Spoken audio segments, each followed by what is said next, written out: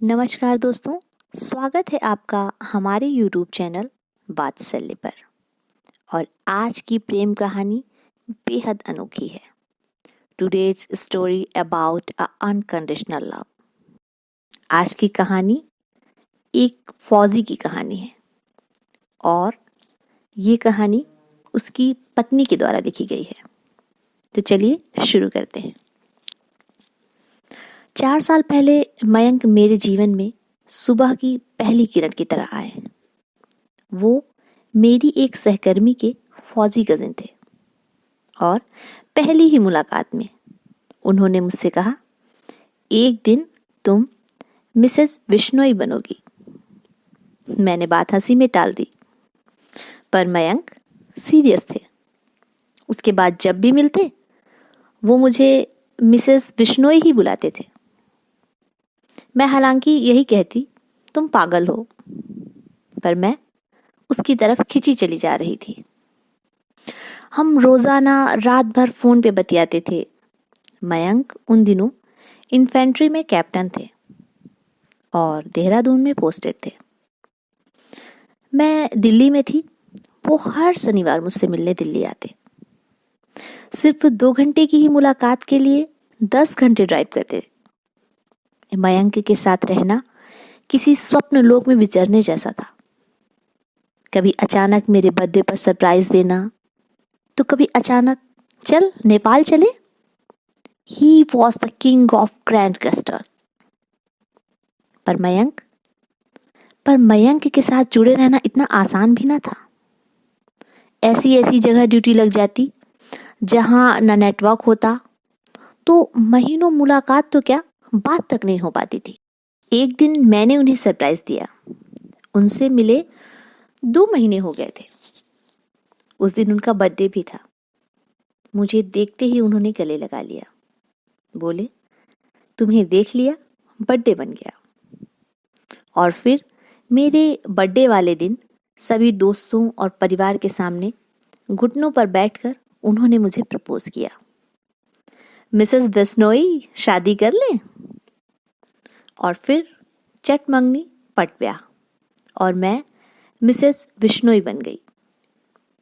मुझे याद है, पंडित जी विवाह के मंत्र पढ़ रहे थे और हम 7 फेरे ले रहे थे। तो मयंक के संकल्प निराले ही थे। राष्ट्र प्रथम। एक समय ऐसा भी आ सकता है जब शायद मैं लौट के ही ना आऊं या तिरंगे में लिपट के आऊं। तुम एक फौजी की पत्नी हो, ये बात हमेशा याद रखना। जब वो ऐसी बातें करते, मैं परेशान हो जाती। मुझे पता था मैंने किस दुनिया में कदम रखा है। मयंक के साथ जीवन बेहद आनंददायक था। मैं उसके साथ उसकी पोस्टिंग पर भी गई और हमने अपनी एक छोटी सी गृहस्थी बसाई। 1 साल बाद वो मेजर बन गए और उनकी पोस्टिंग कश्मीर में शोपियां में हो गई। ये आतंक का गढ़ था और मैं हमेशा परेशान रहती। न्यूज़ देखने से तो मैं हमेशा ही दूर रहती। मयंक मेरा ध्यान रखते, मौका निकाल के बर्थडे और सालगिरह पर भी आते। शादी को बेशक 4 साल हो गए थे, पर बॉर्डर पर जाते पति को गुड बाय बोलना आसान नहीं होता।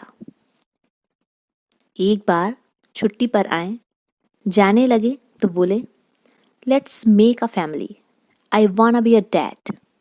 फिर उसकी बात कभी नहीं आए। सिर्फ उनकी खबर आई, सर के सिर पे गोली लगी है। मेरी तो दुनिया ही उजड़ गई। ये कैसे हो सकता है? आज सुबह ही तो बात हुई थी। मैं भागी भागी श्रीनगर पहुंची। वो तो कोमा में थे। मैं उन्हें देख के टूट गई। डॉक्टर ने बताया, ही इज ब्रेन डेड। मैं उनसे बातें करती। मुझे लगता ये शायद मेरे लिए ही लौट आए। जीवन मृत्यु का यह संघर्ष 15 दिनों तक चला। अंत में मैंने उनसे कहा, I love you and I am proud of you, please rest now. और मयंक चले गए। उनके अंतिम संस्कार में उनकी पूरी बटालियन शामिल हुई। अदम्य साहस और शौर्य के लिए उन्हें सेना मेडल मिला। आज उन्हें गए 2 महीने हो गए, पर मुझे अब भी नहीं लगता कि वो चले गए हमेशा के लिए। मुझे लगता है एक और पोस्टिंग हुई है। मैं उनकी यादें संजोती हूँ, उनके करीब रहने की कोशिश करती हूँ। कभी उनकी घड़ी पहन के तो कभी उनकी वर्दी पहन के सोती हूँ। उससे उनकी खुशबू आती है और मुझे लगता है कि मैं उनसे लिपट के सोई हूँ। अब मैं उनकी मृत्यु का शोक नहीं करती, मुझे उन पे गर्व होता है। मैंने उनसे सीखा है कि अपने देश से और किसी व्यक्ति से टूट के प्यार कैसे किया जा सकता है।